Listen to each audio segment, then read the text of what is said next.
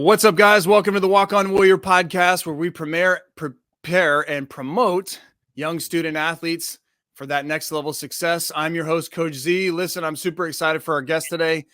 He is a walk-on. Most importantly, he's doing big things down there in South Florida. But most importantly, he's a walk-on. Like I said, I want to get him on this podcast. Got a great story. And he is definitely going to put you young student athletes in a position to be inspired, motivated, and listen, we want to get you to that next level and hopefully get you an opportunity and a scholarship. So listen, without further ado, let's bring him on, Mr. Mike Osuna. Welcome to the podcast. What's going on? What's up, Coach, man? Happy to be here, man. I'm excited. I've been listening to your Instagram reels and all that stuff. You got some good audience out there, and I'm hope that I could contribute to them. Yeah, absolutely. And so listen, for the newer viewers or newer guests, let's go ahead and let's start this off. Let's talk a little bit about your story, kind of an upbringing, and where you came from and where you are now. Yeah, man. So I guess, being the path which your podcast takes, I'm going to walk you guys through my timeline. I'll start off as a youth athlete, and then I'll work my way up into collegiate and then arena football. But as a youngster, I was not a big child at all. I was very scrawny and small and skinny. I was the youngest of 4 kids. I was the only boy, and a very overprotective Cuban mom that never wanted to see her son get hurt. So I didn't actually play any sports growing up until the 8th grade, when I finally convinced my mom to let me wrestle just so that I could do something. So she let me wrestle my 8th grade year. 9th grade year, I didn't do anything. Didn't wrestle, didn't repeat. And then it wasn't until my 10th grade year that I really got bit by the football bug and begged my mom to sign the waiver in order for me to get out there. I was 5'10", 147 pounds. Mind you, I've never played any organized football. I only saw it on TV. I was a Canes fan because this is during the era of the Miami Hurricanes dynasty. So obviously I was a follower of the Hurricanes. And she signed a waiver, and I was able to go play on the JV squad in high school. I only played 4 games my junior varsity year until one game I lost containment. I played defensive end. I lost containment 3 plays in a row. They pulled me out of the game, and that was the last time that I saw the field during JV. This is where the path kind of turned south, and I hope that this is where a lot of student athletes could maybe not relate, because I hope they don't relate to what I'm about to tell them.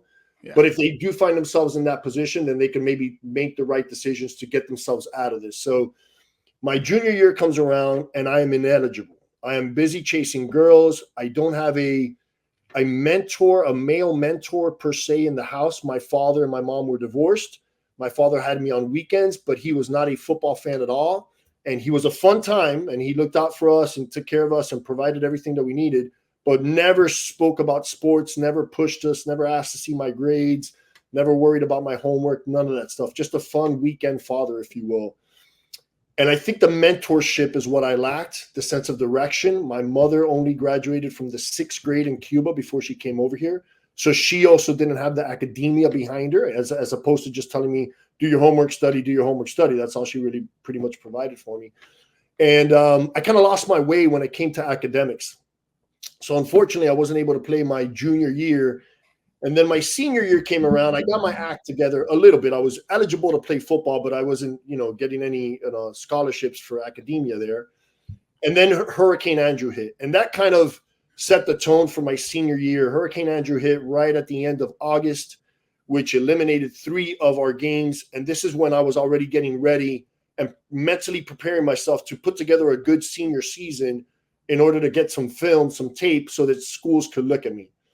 So we lose the first 3 games. They cancel the first 3 games of the season. So now I only have 7 games to prove myself. So all in all, I would have 11 games total underneath my belt, organized football altogether, before I even attempt to go to a school. Fortunately for me, and this may be the case for hopefully some of your athletes out there, I had kind of like a cow and calf deal. So I had Pete Gonzalez, which was one of the studs down here in South Florida, as my quarterback. And you know how it works, Coach. If you got a stud on the team, your chances increase, maybe slightly, maybe exponentially, because now you could get some film or you could stick out in some of the highlights. And that's kind of the way that it worked out for me and some of the other guys on our team, is because of Peter And he still talks about it to this day that he owes us a lot, or that we owe him a lot.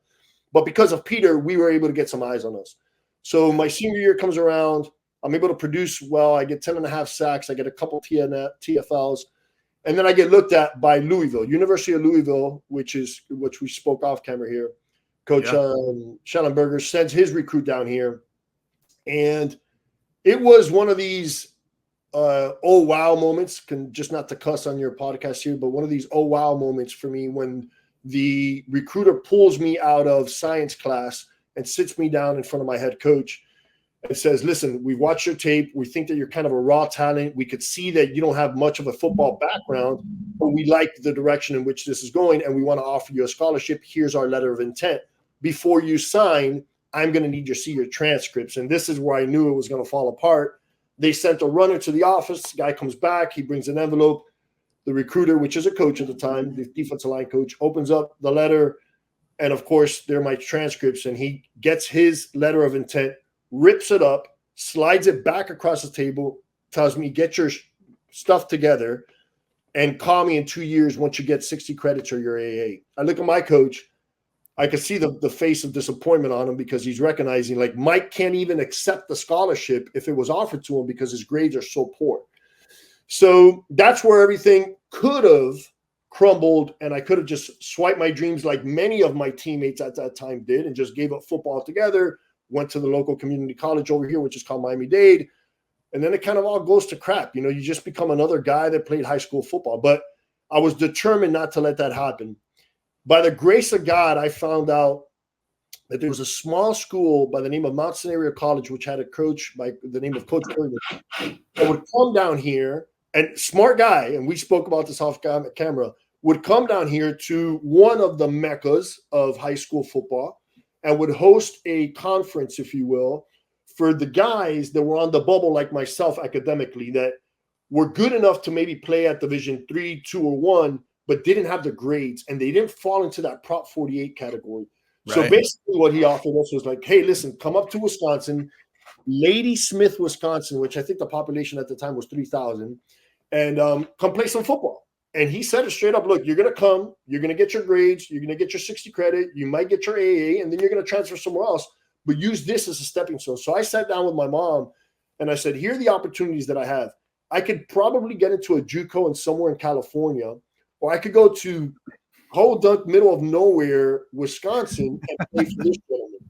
And she said, this is my mom. We live in the heart of Miami. This is cocaine cowboy era.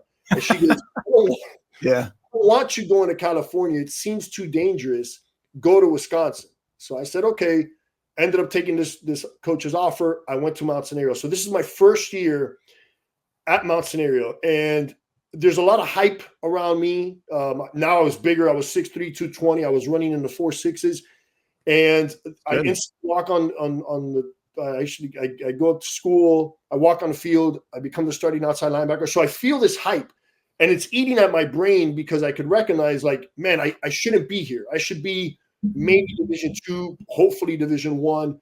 But that just fuels my fire to get my grades up, which now I'm in the 3s, 3.2, 3.3 GPA. So I checked that box finally. And after that season, I had a pretty decent season. Somebody introduces me to the University of Wisconsin Stout. And they start getting in my brain about, you could just easily transfer here and not lose a year because of the way that the NCAA rules worked. I wouldn't lose a year of eligibility moving up.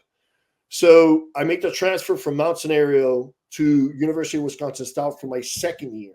So now my sophomore season, I play at UW Stout, Division 3 school, fun year, had a decently productive year out there. The caliber of play went up. So now I know that I can't just walk onto the field and win the starting job. I got to work my ass off in order to do it. But I recognize, okay, if this is remotely what Division I football feels like, then I want all of this. Like, I want to be a part of this whole endeavor. So I end up getting a hold of Coach Gooch, Alan Gooch, which at that time was a South Florida recruit for UCF. I called him up on the phone. I let him know who I am. I said, listen, I got a letter from you guys when I was in high school, Pete Gonzalez, so on and so forth. And he goes, yeah, Mike, I remember you. But listen, we don't have any scholarships available to you. They're all linked up. If you want to come over here, we'd love to have you, but you got to walk onto the team. You got to do all the transfers. I felt like I was a pro already at transferring schools. This would have been the third school that I transferred to. So I tell him, Coach Gooch, don't worry about it. I don't need your help. All I need to know are the dates to walk on. That's all I need to do. I'll do my best to get there. I'll make it happen, and then I'll go and walk on your program. Well, at that time, I started learning about strength and conditioning. I started getting faster, bigger, stronger, the whole nine, as you know. And I ended up going to University of Wisconsin. I'm sorry, University of Central Florida, and walking onto their program. And that was very intimidating because what I recognized was I'm stuck here. This isn't transfer portal anymore. This is papers. Like the internet barely was discovered at this time. So everything was done by filing papers and walking to school and driving to the school and filling out this application.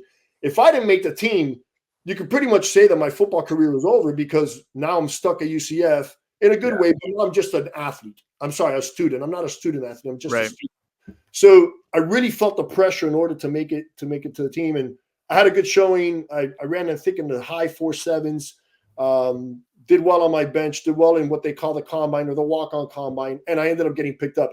And they told me, look, per NCAA rules, since you went from a Division III to a Division I, you have to sit out a year. It'll be your redshirt junior year, so you're not necessarily lose any of your years because you never redshirted as a freshman. So basically, you're going to be on the scout team. And here's the thing about being on the scout team, at least the way that I took it was, I get the opportunity to practice against what became very good friends of mine without the pressures of the game. And I know that you could flip it and say, oh, I got to practice and I don't get to play. But I had so much fun at practice and so excited just to be a part of what was then our first year in Division I. So don't think glamorous University of Alabama or even what UCF is now, because I go to UCF games and I go to that stadium and that facilities, and it is legitimate Division I program. That's not what we had. Yeah. Our weight room was a double wide trader. Like it was, you talk about a school that just came into Division I. That's where we were. But just being around that university and being able to practice against my boys, I had a great time. I ended up finishing that year as the Defensive Scout Team Player of the Year, and they awarded me with a full ride. And I think that's when I had that I made it moment, right? Like I come out of high school, I only played 11 games. I was such a long shot. Like Pete Gonzalez, my quarterback, played since he was a kid, since he was 7 years old. Like, how can a guy with 11 games under his belt that really didn't know much or didn't have much of a football IQ go on to play? It was sheer determination. I was blessed with some height, some weight, and some athletic ability, but it was sheer determination and luck. I ended up finding a letter from Alan Gooch. I gave him a call. I said, is there an opportunity there? Yes, there is. You got to walk on. I'm lucky enough to make the team. So I think the combination of being at the right place at the right time, plus the fact of I'm not going to give up, I'm going to figure out a way to make it, that led me through my college career. So I ended up playing my junior and senior year. This is Dante Culpepper era. So if you guys need a name drop, kind of fill in like, oh, this is how old I is. That's how old I am. Is I played with Culpepper. He was a year older than me, but came into those seasons, had decent years. And then now I get the bug about, hey, maybe I could play at the next level. And again, another thing that fueled it was I had Coach Willie Jones that played for the Super Bowl winning Raiders back in the 70s. That was my defensive end coach. Wow. That said in a newspaper article, Mike is a bona fide defensive end. He has the ability to play in the next level. And that's all you got to tell me. Now I'm down. I'm focused. If this, NFL Super Bowl winner tells me or puts in a newspaper that I could play in the NFL, I'm sold. That just wrote the script for me. So now I was absolutely determined, so much so that I would shun other aspects, academia being one of them, firefighting, all these other opportunities that I had, just because I was determined to make it to the NFL. And what I tell some of my ex-high school buddies now is it's better to live with failure than regrets. And I 100% live with failure than regrets because I tried everything I possibly could to make it to the NFL. When I graduated from UCF, I pursued football at the highest level. I hired an agent. They said, hey, Mike, basically nobody's calling for you from the NFL. There's an opportunity in arena football. Would you try that? 2 years ago, I would say, absolutely not. I'm not an arena football guy. That's below me. At that time, I said, yes, I'll go anywhere. I'll fly anywhere. I'll play in Germany. Any opportunity I can to keep that football alive, because now I know the doors end up opening up for you if you just keep pursuing it. And that's how I ended up in arena football. Coach Jay Gruden called me up one evening and he said, "Hey, Mike, 2 of our fullbacks went down. I heard you were pretty good at UCF. One of your ex-teammates are here with me. Come do a 2-day contract, see if you make the team." I made the team. I spent 2 years in Orlando, 1 year in Dallas, and then 1 year in Detroit. And then after that, I ended my career. I realized, okay, this isn't for me anymore. You know, the NFL doesn't want me. I'm kind of getting old and washed up, so it's time to move on. But, you know, the whole moral of that story is a premise and a principle that I'll share with you guys, that I share with my 15-year-old son that plays water polo over here. And this is the visual that I give him. Imagine if you're in a hotel with a never-ending hallway and you got doors on both sides. Those doors are opportunities. And the further you go down that hallway, the bigger that opportunity gets. So let's imagine that you're trying to get a scholarship into any next level university, whether it's a college, NAIA, or University of Alabama, University of Florida, what you want to call it. The bigger schools are towards the end of the hallway. The lesser schools or the NAIA schools, the Division III schools, are closer to you. If you keep up your grades, those opportunities and those doors will stay unlocked. If you don't get into trouble, those opportunities and those doors will stay unlocked. If you're a good human being and you put in volunteer hours, you have a good record behind you, and people speak good about you and you're coachable, those doors will stay unlocked. But once you start chipping away at those principles, your grades are poor, trust me, many of those doors will be locked, and they typically start at the end of the hallway. The big time schools is that those are the ones that are going to shun you. No matter how big of an athlete or good of an athlete you are, you're going to find yourself in a predicament that your opportunities become less and less and less.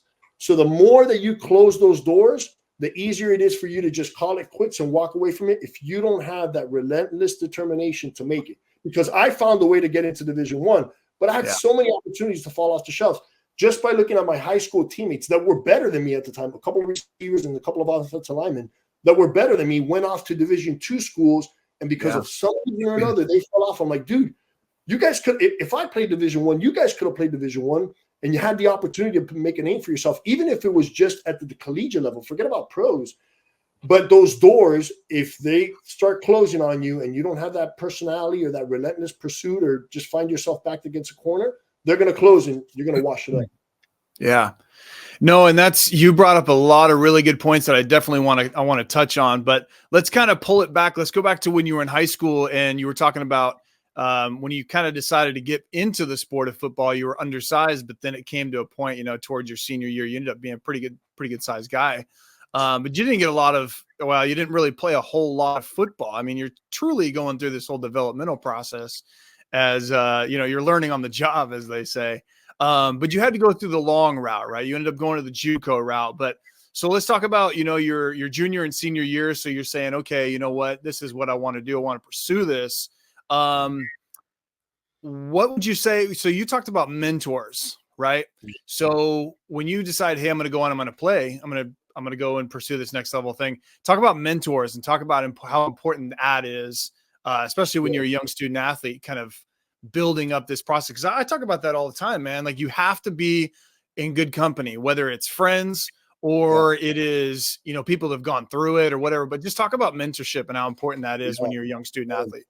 That is a great question, Coach. And I'll tell you why, because my mentors were my teammates, and we went through a transition of a head coach from my junior to my senior year. So that wasn't really a mentorship.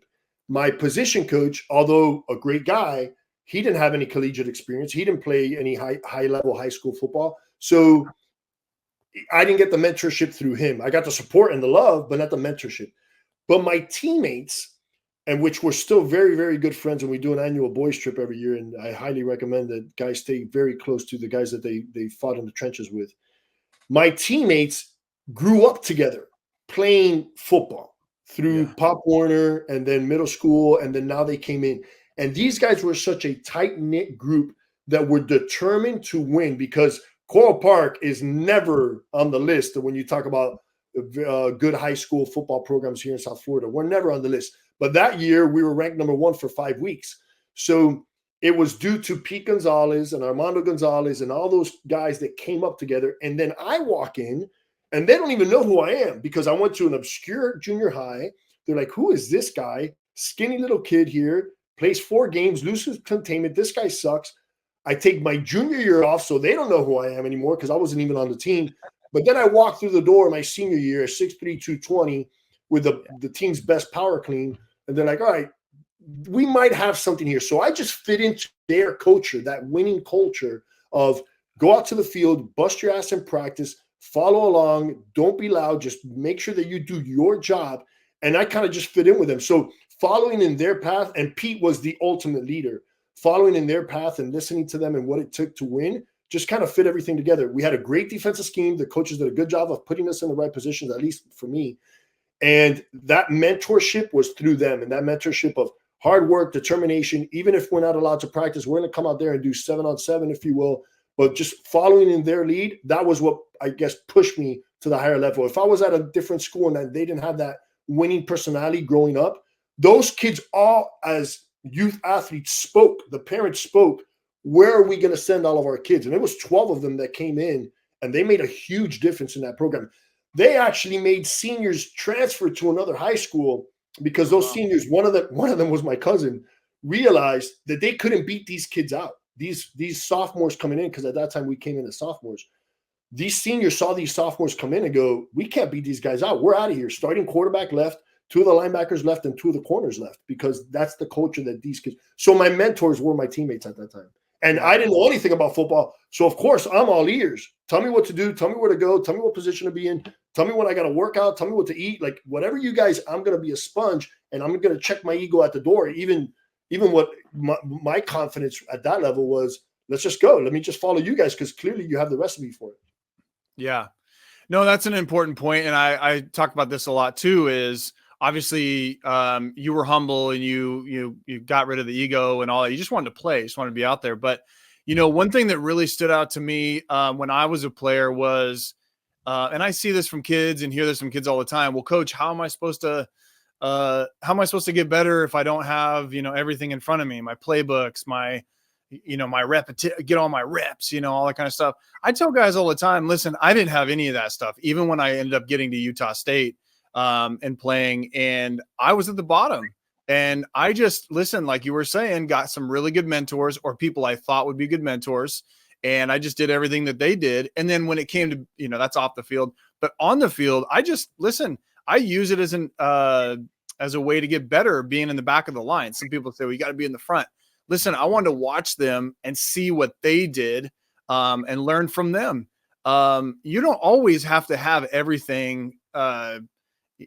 Like as a walk-on, you're one of those people, you just got to come in, you just got to learn on the job. You got to figure it out. So I just watched everybody in front of me, whether it was a drill or anything like that. I'm not going to just sit there and, complain the whole time. I learned from what they were doing. I learned from the doing. God, as a coach, it drives me crazy. Well, coach, I don't know how to do this play. I don't know which I'm supposed to do this. What am I supposed to just shut up, just sit in the back and learn and grow and be patient, because over time, those are the guys that end up going past all those egos. Right.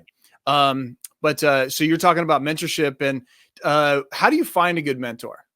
Yeah.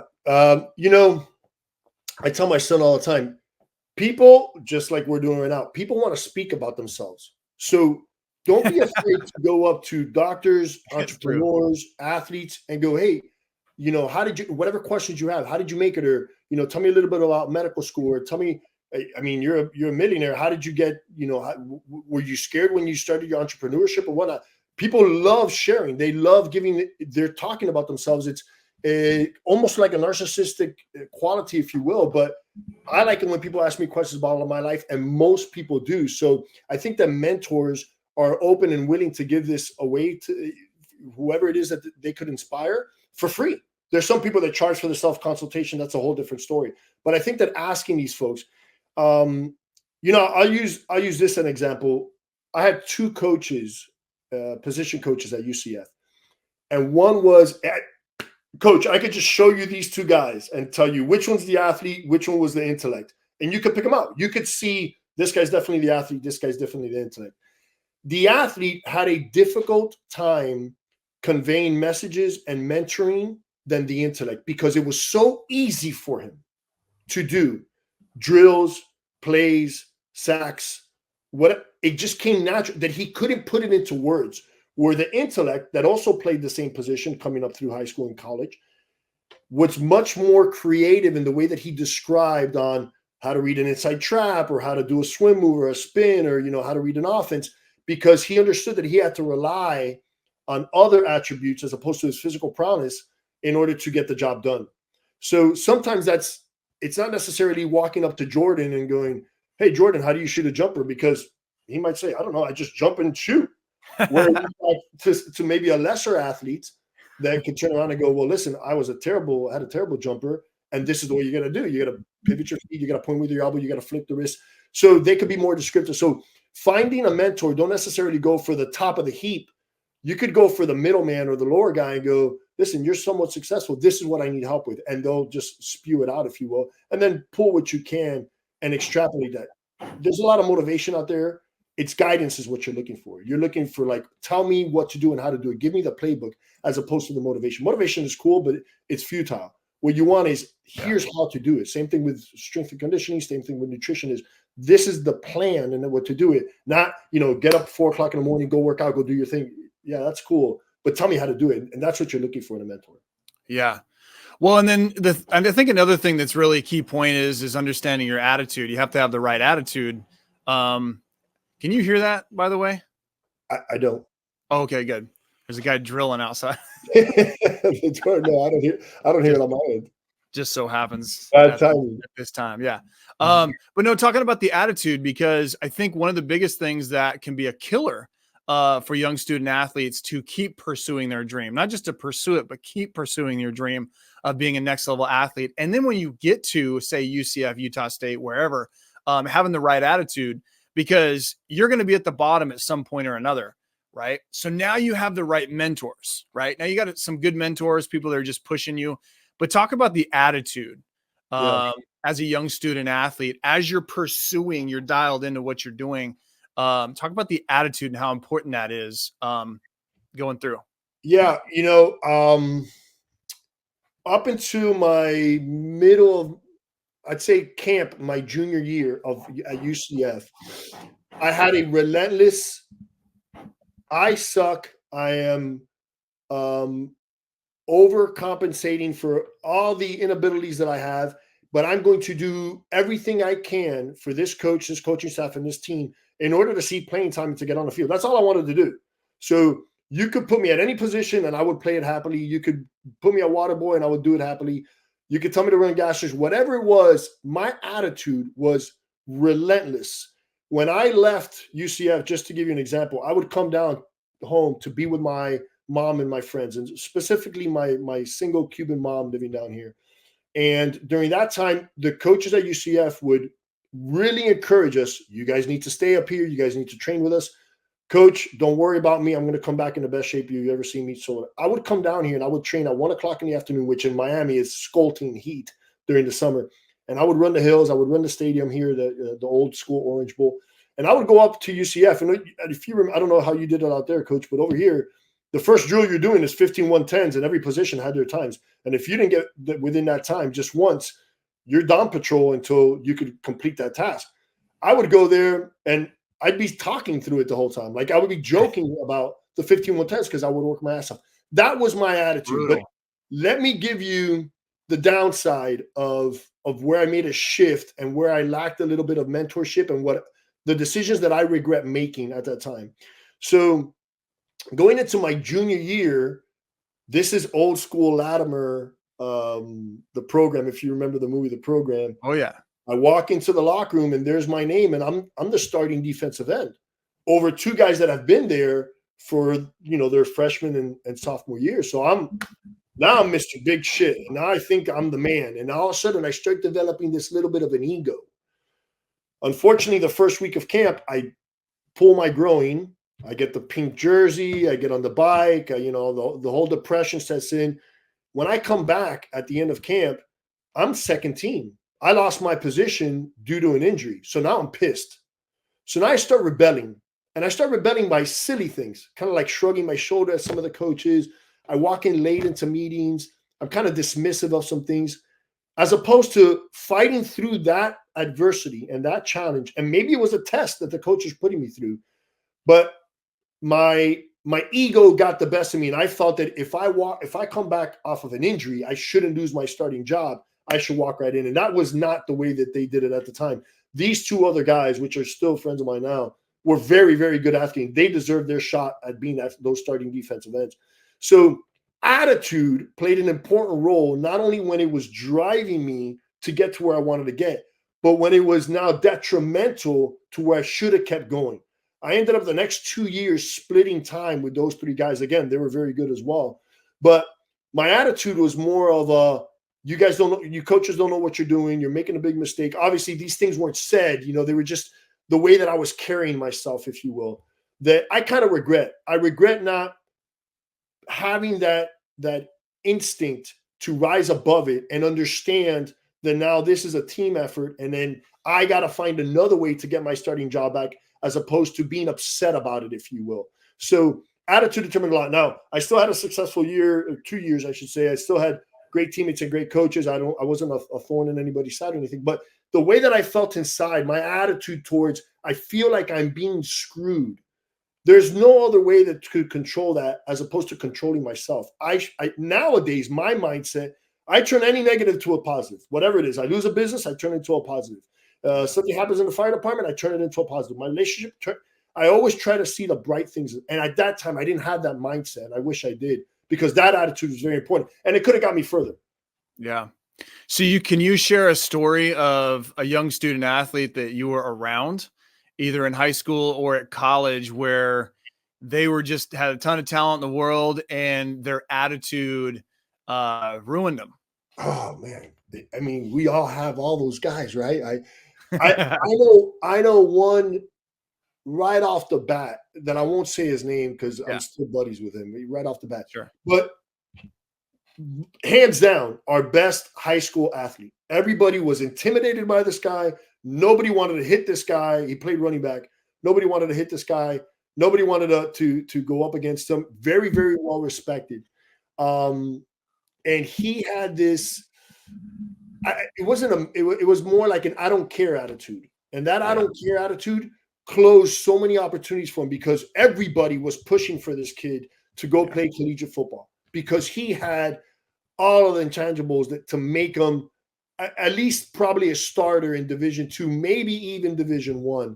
But that I don't care attitude showed.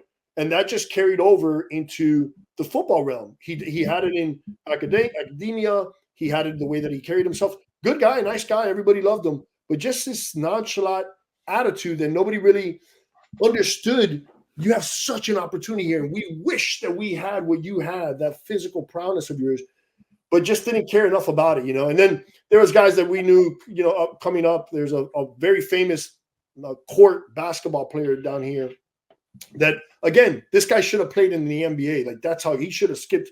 But because he just didn't give him, didn't care. I'm sorry, I'm trying not to cuss. He didn't care about, organized sports and listening to coaches and authority, that he just wiped his whole career away, and God knows where he is now. Well, and that's an important point, because, now you have the attitude, how to have the attitude. And we talk about this when we're talking about, before we got onto the podcast, and we talked about how important it is to be patient as a young student athlete. So once you kind of add all that up, it's important to understand that just because you think you're something doesn't mean that you are that, right? Yeah. Especially right here, right now. And you got to have you have to have the right patience. Yeah. I always talk about that. That's day one stuff with kids, being patient. Doesn't matter what level you are, but you have to have patience. And it's important to understand the development that goes along with you. If we're talking in high school, you're talking 13 to 18. If you're talking about, say, college, or just say junior college, which is 2 years, of course, you're talking about probably 18 to 20, something like that. And when you're a young kid, I mean, you think that you've got everything figured out, and, nobody knows what they're talking. You are the only one that's got it figured out. But it's important to, once you find those mentors, you have the right attitude, but also being patient, understand it's a developmental process. I mean, it's one of those things you got to be patient. When I was at Utah State, I fumbled 3 times in a goal line drill. And you want to talk about it. Oh my gosh, it was the worst. But being patient, understanding that you're going to make mistakes, you're going to go through all these different things and develop.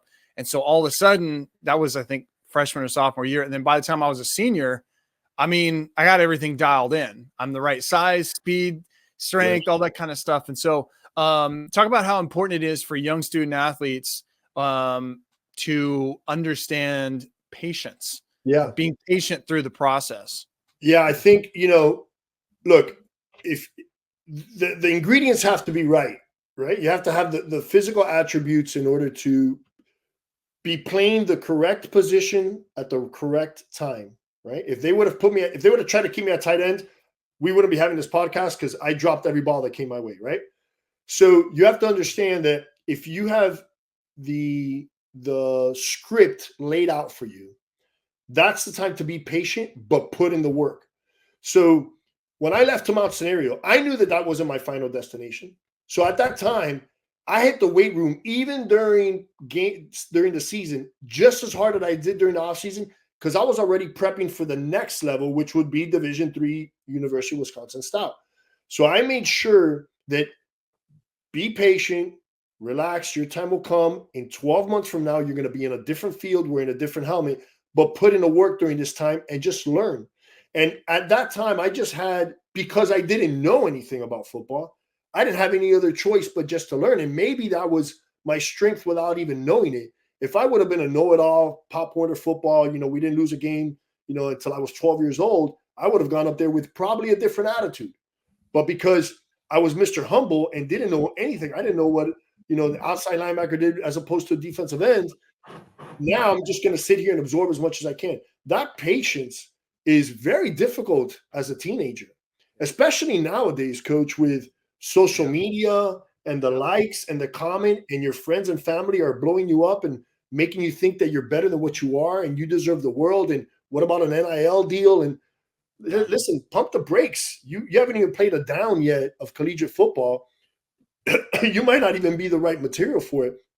You got to work on everything else before you get there. So I think that with the patience comes along putting in the hard work and giving yourself the opportunity. When I went to the University of Wisconsin Stout, that some of the coaches said to me, "We hear that you run into 4.6s, and we don't believe it." And my joke was, I'm from South Florida. We all run into 4.6s down there.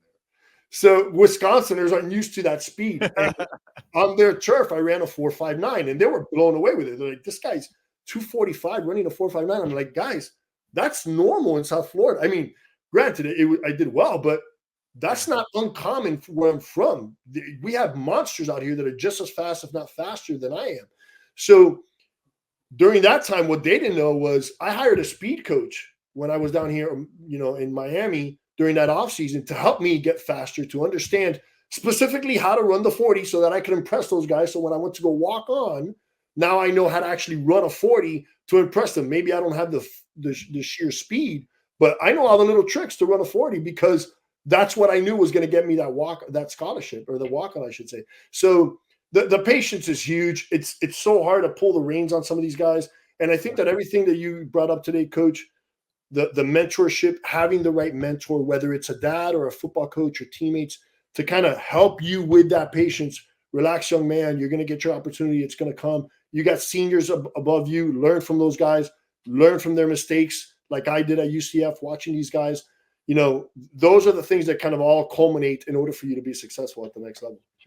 Well, one of the main things that I run into when I'm dealing in this recruiting process with young student athletes, we're talking about patience, but when you have social media get in the way, it's a good and a bad way. And I'm going to talk about the business side of being a young student athlete and going through and trying to get that opportunity. But I think one of the main things is kids pay attention to others way too much. They pay attention to their buddies and what they're doing. They're all blessed to receive.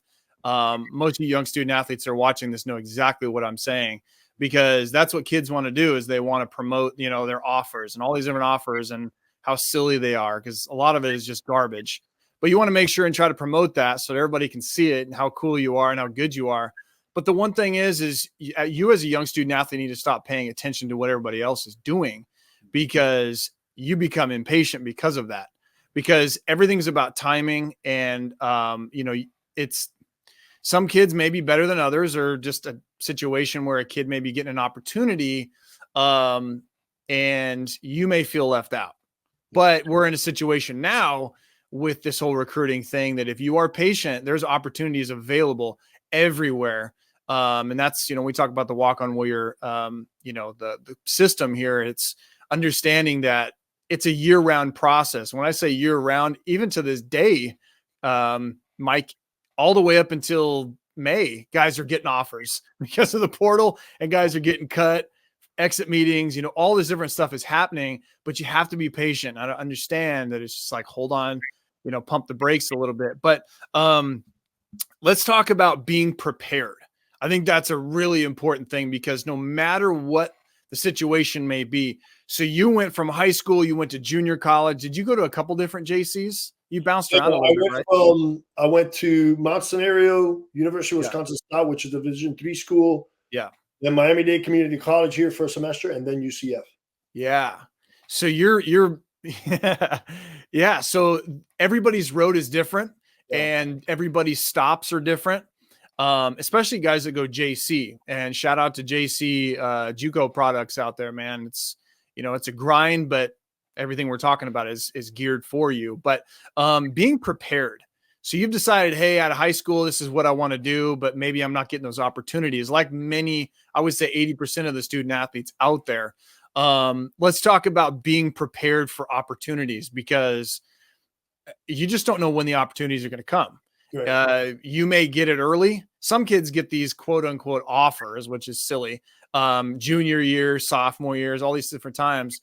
But think about the kids that are getting the offers, right? And you end up getting into spring and summer, your senior years, whatever. But just talk about being prepared. Oh, by the way, kids are going, we can talk about the eye test. I'm kind of going all over the place, but it's all about being prepared, because every school is going to have a college coach. If they're doing their job, they're coming to your high school. They're coming to your schools, and they're going to look for kids. They're going to at least try to fill up their database and then break it down from there. But they talk about the eye test, and so do I, and being prepared. If you walk in there, even if they aren't interested in you, they're not really going to be interested in you when you don't look the part. Yeah. So talk about being prepared physically, mentally, emotionally for when that time comes, and how important that is. Yeah. When it comes to the emotional side of sports in general, right?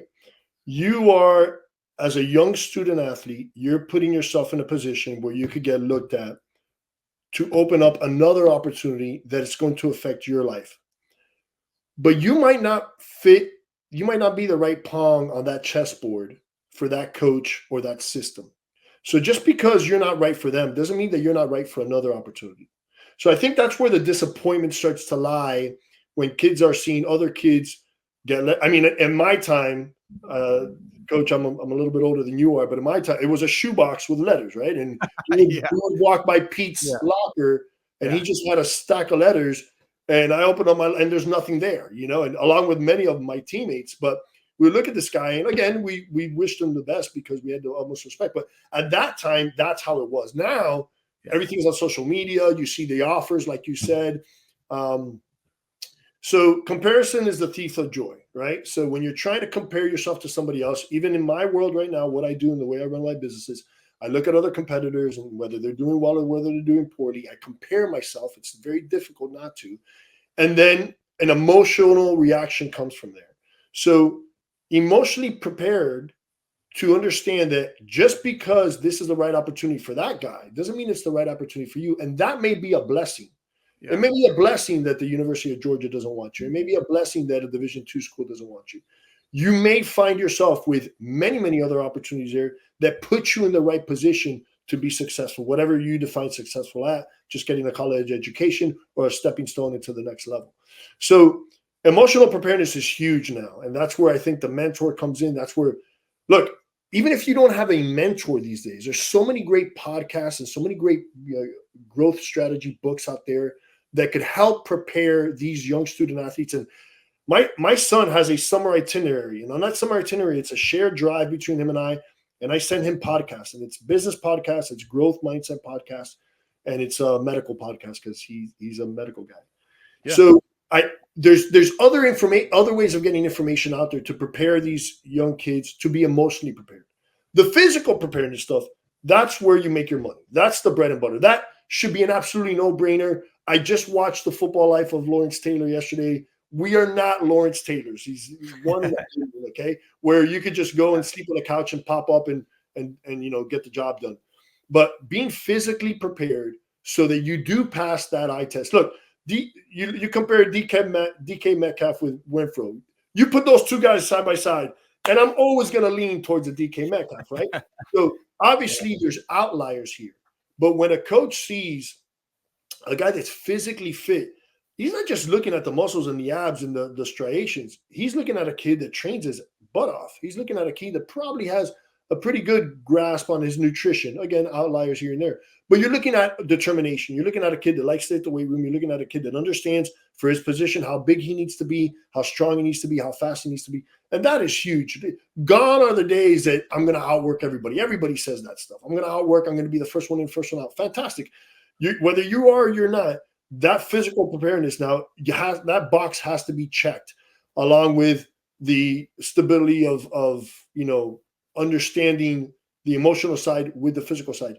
Going back to my scenario in college, I wasn't emotionally prepared to deal with the motion from first team to second team. I was excited about the promotion to the first team, but I wasn't ready to deal with how did I lose my job? And I acted in the worst possible fashion that I could have acted because I wasn't emotionally prepared for that disappointment where I should have taken it a different direction. So being physically prepared and doing the right things, and there's so much information, Coach, out there now that if these kids have with the YouTube and Instagram and whatnot, that they could find the right program for it. But it is key. The cliche, fail to prepare, you're preparing to fail. It's 100% accurate. And it comes in business and in life. And that's one thing we haven't spoken of is how football kind of transitions into the business world. And I take everything that I learned through that journey, that chapter in my life that I miss so much, and I apply it to all the things that I do these days. Yeah. Well, and I think a young student athlete doesn't understand how fast it goes, right? Mm-hmm. I mean, you talk to a young student athlete, they fumble, like I was mentioning earlier, you fumble or you do something like that. Oh my gosh, it's the end of the world. You're like, when you're older, you look back and you're like, dude, you were 18 years old. Like you just don't understand the sense of time. And I talk a lot about that with young student athletes, because when you all of a sudden come onto a campus, for you, for example, you go to a junior college, you only have 18 months. Yeah. And once you punch in, you don't punch out until all of a sudden you get your AA and then it's time to move on. So everything that you do, you have to take it to the next level. You have to constantly be trying to open more doors, but it has to be on a daily basis. It has to be a repetition basis. And some guys want to slack. They don't want to take it serious, whatever. Those are the guys who are going to get eaten up. If there's someone like you, I don't think we brought this up, but we'll talk about this in a minute. This is pretty interesting, but you just have to understand, the timing. I'm a big fan of that. So let's move forward. So all of a sudden you get this opportunity. Now you're a walk-on. So the grind is real. And I saw this on another podcast. You talk about this, and I think this is great because this is how you open doors when you first come onto a campus. Because they didn't know who I was when I went to Utah State. I'm just this kid. And by the way, just quick little so you kind of get an idea of how I got and became a walk-on. I went to a tryout. Right. I went to a small high school in Oregon, just got in my truck, put all my stuff in the back, went all the way to Utah State, applied. Luckily, I applied, made it in. And they said, listen, you want to be on the team? We're going to have a big tryout, kind of Rudy style. And they took one guy. Luckily, I run a 4.3. So I had a lot of speed. They didn't see that coming. So my first day there, is in spring practice. And we had a new staff coming in here. And the staff's like, we got to toughen these guys up. We got to turn this whole thing around. We want to make a statement with everybody. All the running backs in front of me got hurt, and they're like, well, who do we do we have any more running backs? And so they throw me in there. And it was one of those things that, I got my opportunity, had a couple of real good runs right away. And so, of course, I'm kind of, put my name on the map. But ever since then, I wanted to be that scout team player, like you were mentioning, to be the best, or just use that as a way to prepare me to get that opportunity next level to what I was at.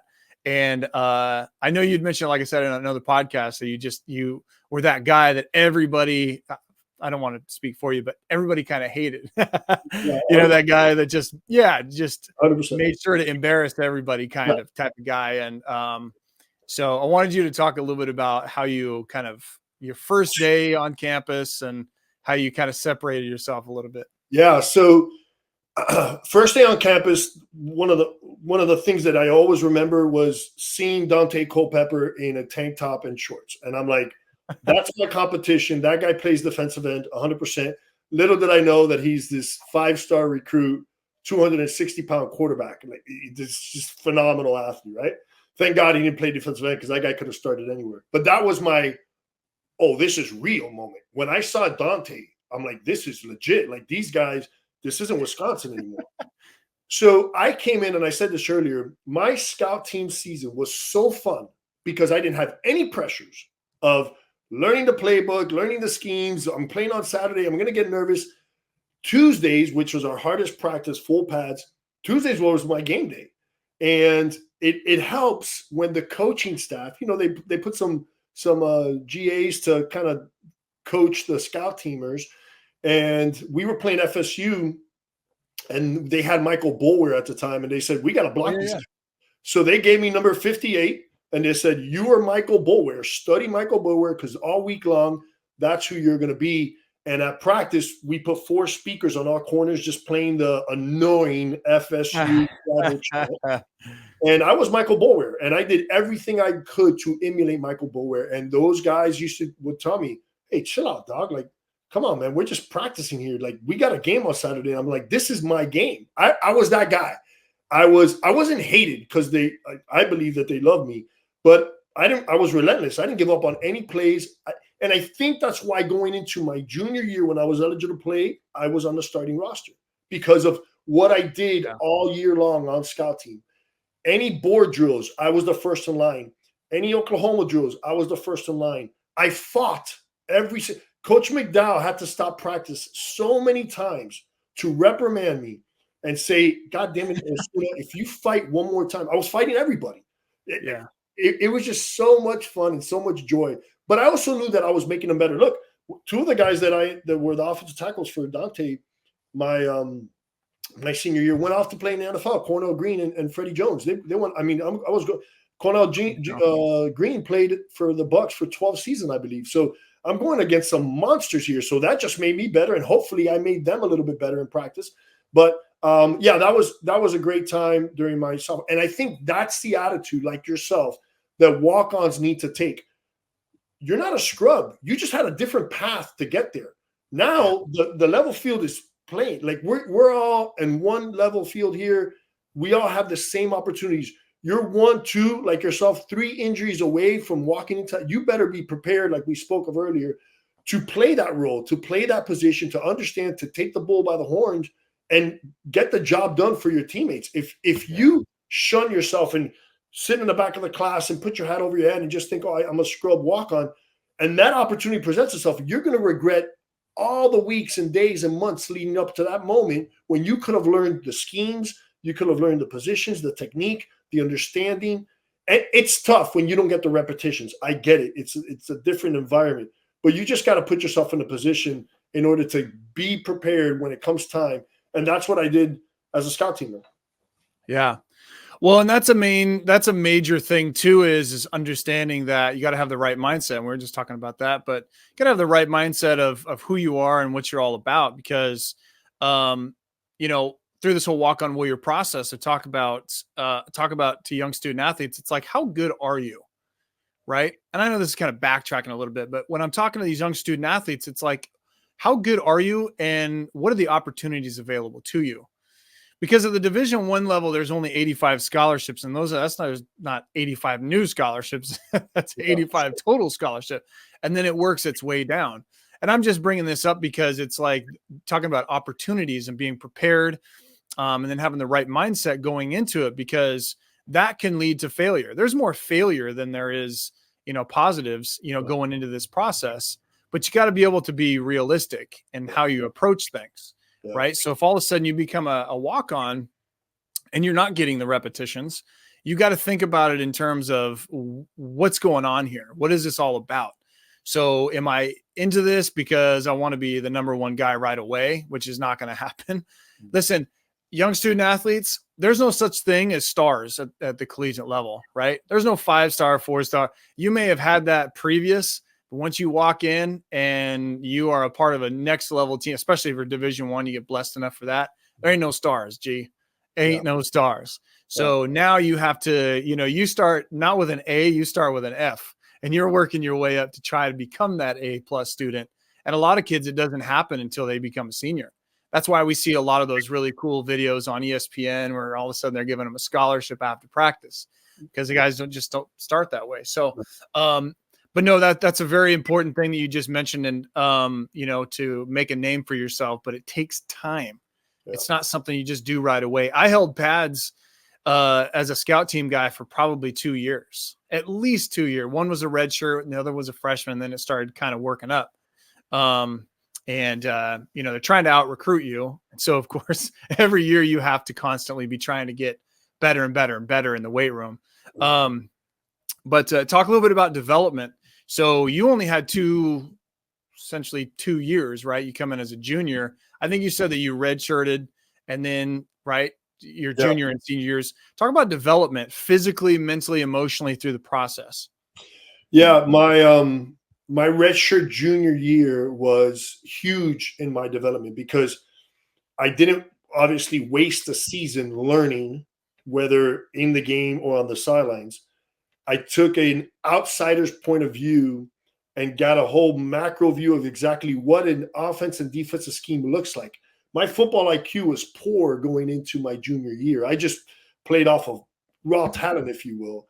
Going to UCF, I really understood, I need to really learn these X's and O's to understand why the coaches are putting me in this position. So the mental development was huge. And I think that's kind of what we touched on a little bit, is that although maybe somebody would get upset that I'm being redshirted, what a wonderful opportunity. You're not losing a year of eligibility. You get to sit back for a year, get bigger, stronger, faster physically, but also understanding intellectually what's happening to you, right? So every moment could be a golden nugget opportunity for you to learn, oh, wait a second, this is why this guy's in motion, or this is why we're shifting, or this is why we have a 3-man front. Those little nuggets are huge when you look at it to the grand scheme of things. Again, going back to the LT movie that I just saw, they talked about how smart he was and how he could just photographically watch a play on film and then see it happen on the game and recognize they're doing a toss sweep to my side, or they're going long, or this guy's pinning his ear back and rushing the passer. So that developmental process intellectually, I think, goes further than sometimes the physical attributes, because as you know, as a coach, as a strength conditioning coach, it takes a little bit of while to get stronger and bigger and faster. But 2 or 3 hours of game film with maybe even a mentor or a coach that's opening your eyes to what's happening on the field could go so much farther. We had a defensive tackle that could not read the inside trap to save his goddamn life. And no matter how many times we told him, he steps away, there's somebody coming toward you. And he had all the other physical attributes, but he kept getting caught to where we didn't trust him. Me as a teammate didn't trust. If they run an inside trap to this guy, we're screwed. This guy's, hopefully the safety makes the tackle. So those little things are huge. And if he would have had maybe that light bulb moment, that preparedness to develop, intellectually, like, okay, this is why this is happening type of thing. And being curious, curiosity, understanding, we had some guys that knew the history. One of my best friends, he could tell you all about football. He could tell you the history of football. He could tell you how it came up through Pop Warner, the actual, Jim Thorpe, all these guys. Being curious on why teams are running this scheme and why they're attacking in this manner. And is it the personnel that they have on their field? Is it the biases of the coach that's running the offense? What is it that's leading? If you're curious and you're able to ask these questions, now that developmental process is so much quicker because you're asking and understanding the right things to ask in order to get you to the outcome that you need to do in order to perform in the field. So development is huge, and being coachable. And that's one of my things that I tell my son is be coachable. I don't know what that means. Absorb, understand, keep your mouth shut, do the right. You're going to make mistakes over and over and over again, and understand that at some point you need to make a change in order to be coachable. And that's what coachable is. Lose the attitude, lose the ego, listen to what these guys are telling you because they've been there and done that. And the coaches that have done both, like yourself, that have played and that are now intellectually advanced, could now help these kids get into a position where they're going to be successful on the field. So be coachable. Yeah, no, 100%, and talk about, here's one thing that really, I really want you to talk about, because this is big with walk-ons and people that have to go through the grind, failure and mistakes, right? I think this is huge. Yeah. But it's how you respond to failure, right? So Urban Meyer, my guy, whatever, I got a book, I got one of his books, but he talks about it in one of his books that E plus R equals O, right? So you have your event, you have how you respond, and then you have your outcome. But one thing we talked about earlier is that you're going to fail. You're going to make mistakes. And how does a young student athlete, when you're going through this process, whether it's a small mistake to you or it's a big mistake, however you want to put it, talk about mistakes, or maybe you have an example or a story or anything like that, but overcoming those mistakes. Yeah.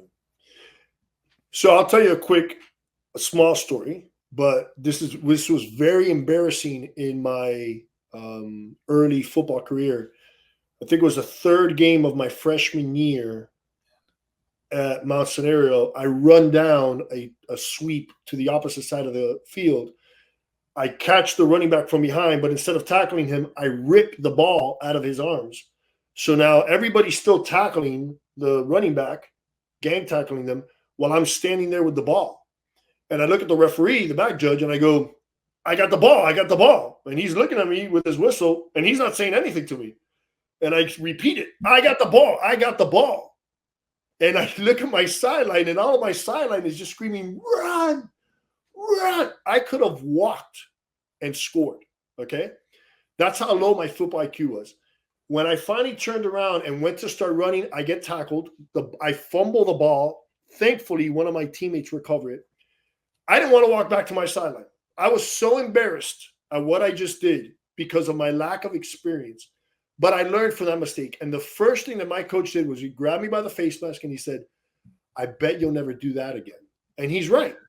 And sometimes these failures, as long as you make it into a lesson, understanding that we all have failures, we all go through trials and tribulations, whether it's in football, academia, business, we're all going to find challenges. Not everything is a success.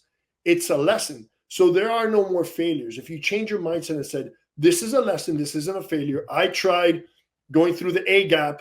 I should try the B gap next time.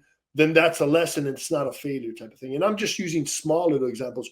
I've had bigger ones. Look, my biggest failure was not paying attention in high school. That was a huge failure for me, but I turned it into a positive. I made it the fuel that kept the fire burning to get me into a Division I program. And it was exciting for me at the time. Like, I'm going to continue to prove everybody wrong. But those failures are, man, we fight these. Life is hard. Life is incredibly difficult. When I go to the fire department, it is challenging, not only dealing with, the things that I got going on in the firehouse or that we got going on, but the calls that we run. Those things are tough. You got to understand how to overcome adversity. And sometimes tell yourself, it is not a big deal. This is in the grand scheme of things. Do you have your health? Yes. Do you have your family? Yes. Do you have people that love you and believe in you? Yes. This is not a big deal. Brush that stuff off and move on. Take it as a learning lesson and move on. You know how many businesses I failed in that weren't successful? I have 2 or 3 that are a hit. But God, I can tell you so many that just failed. It didn't work out. And I learned lessons from those. And when people come to me and go, oh, Mike, you should try hosting an event. Oh, yeah. Been there, done that. It didn't happen. It doesn't work. Like, just move on. I've already tried those things. So, man, change the word failures to lessons, and you're just learning lessons in life, and they'll be able, because when people say I failed, it puts that earnest on them, like I am a failure. And that is a negative connotation. That's not the way that you want to do that. You want to spin it to say, that didn't work. I A/B tested this. And people that know about marketing know what A/B testing is. I tried this, it didn't work, but I tried B and it did work. So now we're going to follow B. And then we're going to split that up again and we're going to A/B test it. And you keep A/B testing it until you get to a position where like, oh, okay, now I found my path. It's never a linear line. It's always, rocky and jaded. So, yeah, people just need to change their mindset when it comes to these. They're going to happen.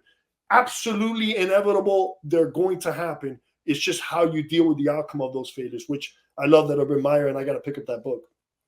Yeah. How much more time? We're 3 hours different. Couple minutes. Yeah, I'm fine. I'm good. Oh, okay. So yeah, I mean, that's really the biggest thing is just understanding that you're going to fail, you're going to make mistakes, but at the same time, it's how you respond to those mistakes, and it really the response is the biggest thing. I mean, it really is. There's many different ways you can respond to it. I responded to. So just like most athletes, when they go to that collegiate level, they all think they're the best. They're all 5 stars or whatever. But most of them, where they fail is that they don't understand that, you're going to have to go through some friction, because those kids are already on a campus for 4 years, almost 5 years. They're bigger, faster, stronger. It's very rare that a kid comes in and just gets that opportunity right away. And me being a junior college coach, we get a lot of those bounce backs because they started off as a 4-star, 5-star, and then they had to bounce back because, well, they just mentally, they thought that the coach was, because you got to remember, in the recruiting process, the coaches are going to tell you anything and everything to get you there. I mean, there is some truth there, but, but you got to be able to weed through that truth. And so, but Coach, one of the scariest things that you could face is a kid or a guy that has nothing to lose. If you get a young kid that didn't have the NIL deals, that didn't have the big time schools following them, that didn't have, and now they have something to prove and they have a chip on their shoulder, that's the guy you got to be careful with, because they don't believe that things are just going to be handed to it. They know that they got to work for it. And I mean, I'm not using myself as an example here, but I know so many other guys, even now to this day, that I'm like, that's the guy you got to watch out for, because he has something to prove. These guys that walk in and throw their jocks on the field and think they're going to win the starting job because they've been praised for so many. I saw those guys losing starting jobs left and right. At UCF, our coach used to dangle a little 4-star recruit in front of a defensive end. I'm not going to name his name because I love the kid. They used to dangle it, and they used to say, hey, this guy's coming next year, your senior year, this guy's coming. And on my mother, that God rest her soul, I had a picture of him in a newspaper in the Orlando Metro. I had a picture of him in my bedroom. And I said, there's no way this freshman is coming in here to beat my job. There's no way. Absolutely not. I stared at this kid. He comes in, good athlete, but he didn't take my job. So it's the guy that doesn't have everything handed to him. I know the 5 stars, they're all cool and but those guys may come in with a spoiled attitude. They may come in like their stuff don't stink. It's that quiet little walk-on that has that fire burning in him that's willing to drag his face mask through mud that you got to be careful for. And those are the kids that I love. Yeah, no, for sure.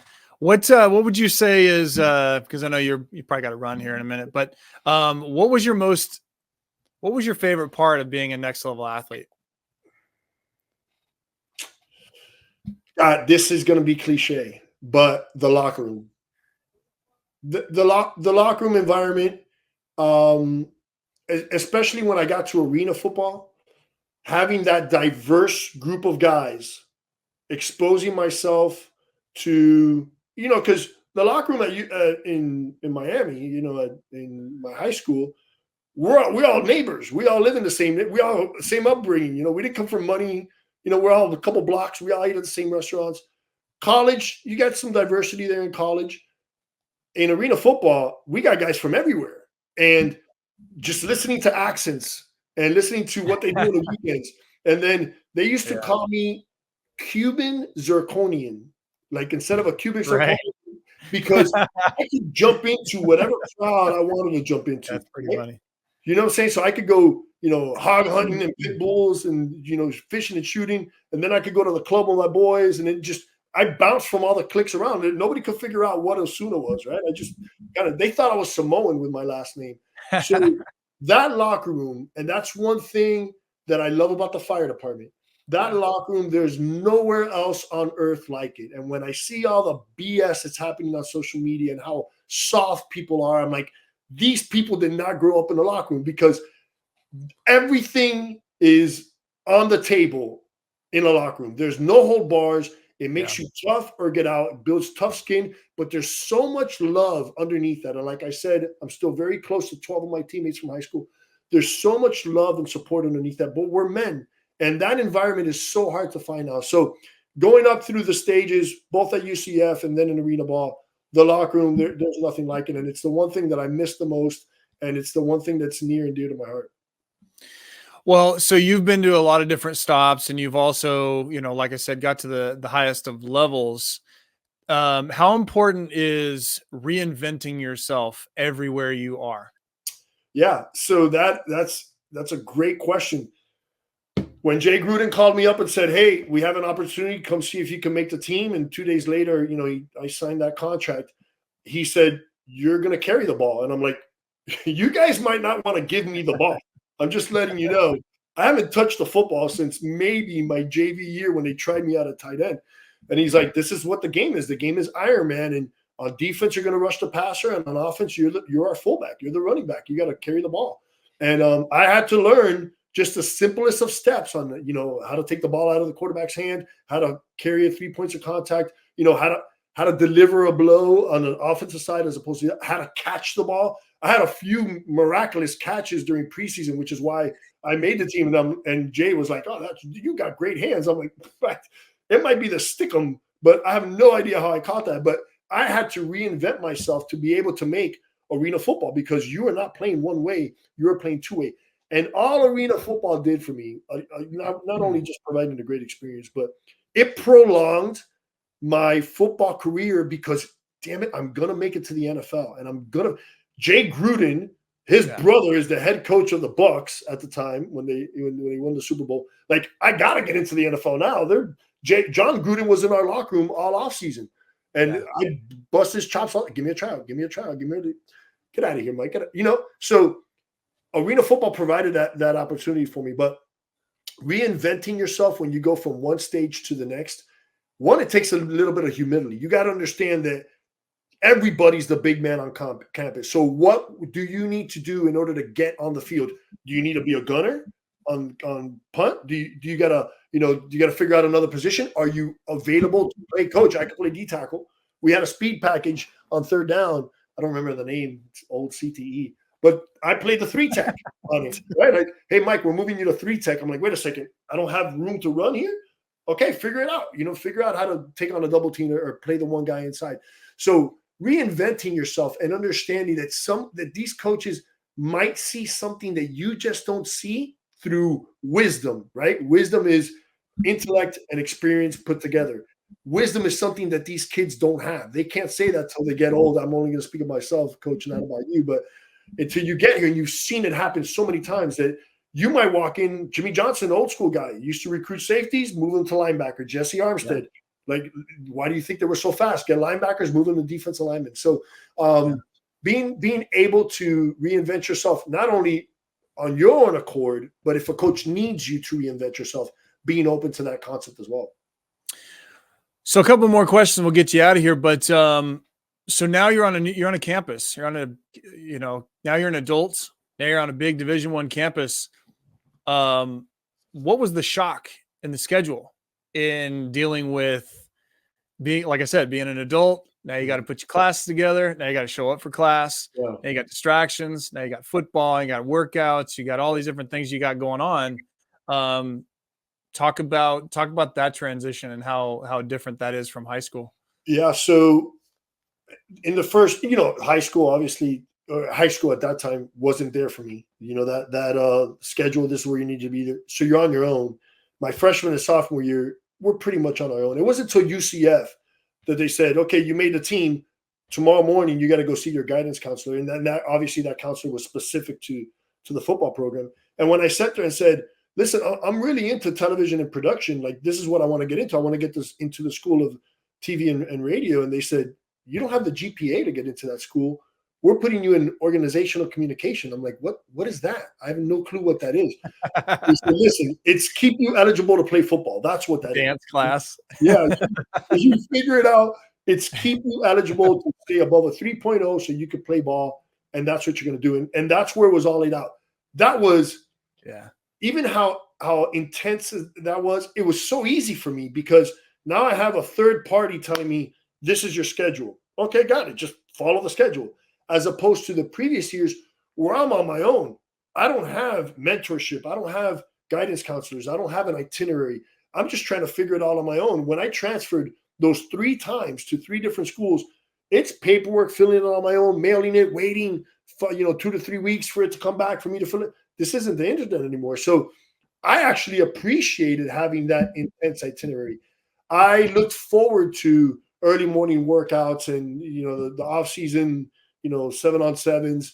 I looked forward to the practices and the 2-a-days and all that. Were they tough? No, even firefighting, nothing was more challenging than camp. Nothing that I've ever done. This is why maybe firefighting was easy for me, but nothing was more challenging than camp at that time, Coach. I don't know how it is now. I've heard that some things out in soft, but at that time, God bless, it was brutal. And but there was something about it that just, we're on campus with this group of guys. Campus is empty, and we're there during the scorching hot summer outside because we didn't have an indoor facility at the time. Yeah. We felt like a very special group of guys, and I was blessed and honored to be a part of it and that I made the team. So I welcomed that stuff. That was not fun, but that was cool to me. Like I enjoyed, maybe that's why I loved CrossFit so much. Maybe that's why I enjoyed jiu-jitsu so much, as you would know. It's challenging. It's a physical and mental challenge. So I welcome that. I got to ask you, how is it in Florida practicing outside in that kind of heat and weather? Yeah, so Florida's very fickle, right? If you don't like the weather, just wait 5 minutes because it's going to change on you. After it rains, it's the worst because it's so damn humid. So even from now, you walk outside and have a conversation with your neighbor for 5 minutes, and you're covered in sweat just because it's so humid and hot. Yeah. Clearly. But it's brutal. It's absolutely brutal. And they've come up with standards, I believe, now to keep the kids and the coaches safe because there's certain times that you just can't do it. I used to train, like I said earlier, at 1 o'clock in the afternoon, and some of my teammates and people are like, bro, you nuts? I'm like, yeah, dude, if I can make it through this, 2-a-days ain't going to be anything. Like I could make it through 2-a-days. But you had the helmets, you had the pads. I mean, you remember these days, Coach. It was absolutely brutal. And that's the advantage that the Florida schools have when people come and play them, especially later into the season when they're in their cool, nice weather. And they come down here. You see the Dolphins, how they put these guys in the sunlight all the time. It is an absolute game changer. There's a difference between 20 to 40 degrees from being in the shade and being in the sun down here in Miami. So, of course, you're going to expose these guys. It's tough. I'm sorry. Firefighting, full gear, go through mazes and, find your way out. That's cake compared to 2-a-days, 2 hours of practice. In the Miami sun during the summer, September, October, or August, brutal. Yeah. Well, I was at Utah State, so we're the complete opposite. So we're high elevation. Now we are freezing to death, that kind of thing. So you've got your elements, of course. And I promise you, if you're from Miami or Florida and you're coming up and playing us, it's good luck. 100%. Right. And then my good buddy, Coach Joe Connolly, he's the head strength coach for the football team over at Arizona State. And they do a lot of funny tactics over there because right now it's 110 and above. But during the season, August, September, he said that the way that their stadium is actually set up nowadays, I don't know if it's the same as the old Sun Devil Stadium, but they actually have it because they know how the sun comes up. So the sun will actually come up and it'll be over your head and it'll actually be covering them. Yeah. And it won't cover the opposing team. And he said that their other teams would just be dying. And he also, was kind of a jerk, and he'd put a temperature gauge right outside where they had to walk past it to see it. Listen, give that engineer a raise because if they have the ability to foreshadow that, like, go for it. it's what the Dolphins do, and it's brilliant because it sucks the life out of you. It really does. Yeah. Being a Cuban, what's your favorite dish? Oh, my mom. I've never had Cuban, so. Oh my God! Oh, when you come down here, I'll take you some great Cuban sauce. This isn't a popular Cuban dish, but it's bistec empanizado, which is it's like a sirloin with egg, and then you pat it down with some breading, and then you fry it. That was my mom's favorite. And of course, there's rice and beans. Every meal is, the cliches and the stereotypes is true. It's rice and beans for most meals, even breakfast. There's a breakfast where we have rice, and then she breaks some eggs on top of it. But it's actually macronutrient speaking, you have your proteins, your carbs, and your fat. So nowadays I eat it just because it fits my macros. But as a kid, that's my favorite cuisine. And there's another one called ropa vieja. So when you come down here, I'll expose you to all that stuff, man. It's delicious. You're going to leave here 10 pounds heavier. Well, listen, man, carne asada out here, it's hard to top that. So I would be excited to go check it out for sure. Absolutely.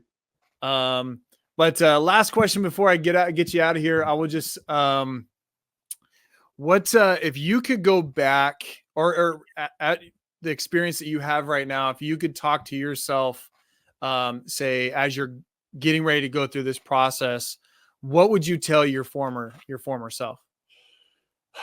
I got to go back to the mindset topic, because that's the attitude that I displayed when I lost my starting job. That's one thing that still gnaws at me to this day, because I even had my position coach, God rest his soul, Andy Cox, sit me down and have multiple conversations with me about the attitude that I displayed. And I love that guy. And that guy, I believe, loved me. The attitude that I displayed during that moment when I was so disappointed that I felt that I should be the starting defensive end, not understanding that there's a much bigger picture at play and it's not all about me. My advice to that child would be, change your mindset. Look at this as something that you could overcome. Look at this as a challenge as opposed to a failure or a something that's detriment to your career, because I still ended up being pretty successful. But I would tell myself that mindset, the way that you face adversity and these things are going to be handed to you, be open to these challenges and understand that things are going to get better, and focus on the positives that come from this. But man, looking as a almost 50-year-old that still, I believe, is physically fit, looking back at that kid, if that was my son and I was in the same position, I would constantly be in that kid's ear without oversaturating, without drugging, but be in that kid's ear, because seeing the fire that he had inside of him and being able to capture and mold it into the position, I think that it would have led him down a little bit of a better path. I tell my wife to this day, I'm deep into nutrition and science, and I would have been a doctor. I 100% believe that I would have taken the doctor route and I would have used that opportunity, that free money, that scholarship, to figure out the prerequisites for med school, and I would have led that student athlete down the medical field. It is what it is, but hopefully I could be that to my son. But yeah, that's what I would have given that guy, is mindset. Mindset is everything these days. For these kids, mindset is everything. They're under so much pressure and scrutiny and BS on social media, and it's all garbage. It's all nonsense. And these guys got to understand that it's just a facade. You're watching a show on your phone. That's what social media is. And not to believe that nonsense and not to let it eat at their head. Their time is going to come, and they just got to be patient and just keep dotting the I's and crossing the T's and making sure that at the end they get the results that they want. Yeah. I love it, man. I really appreciate you, Mike, coming on the podcast. You definitely have a lot of value and a lot of experience that these young student athletes don't have yet, and they definitely need it. So we need more voices in this space that we possibly can. And, a lot of young student athletes, you have a lot of ego, and, you think, well, you got it all figured out, but you don't. And listen, at the end of the day, it's all about preparing you for that next level, opportunity that you may want if you so choose. Mike, did you want to go ahead and plug anything real quick before we get out of here? Your CrossFit, all that good stuff? Yeah, I got a CrossFit down here in Coconut Grove in Miami. It's, shameless plug here. I also do online training. It's called alphaagaintraining.com. I train some athletes. I also do some weight loss stuff and all that. But I love what you're doing with the podcast. You got a great channel. You got a great audience. I think it's very much needed for these kids that are a little bit lost. Even the big time kids, they need to understand, like, they're not going to be top of the heap once they walk onto campus, and that may be a shock to them alone. So I think you're doing great things, man, with this, and I wish you well. I appreciate it, man. Hey guys, listen, go to Walk On Warrior, Walk-on Warrior on YouTube. Definitely go check us out. Make sure and subscribe. There's we're going to be dropping like I said, dropping podcasts every single week, a ton of content. All of it is free.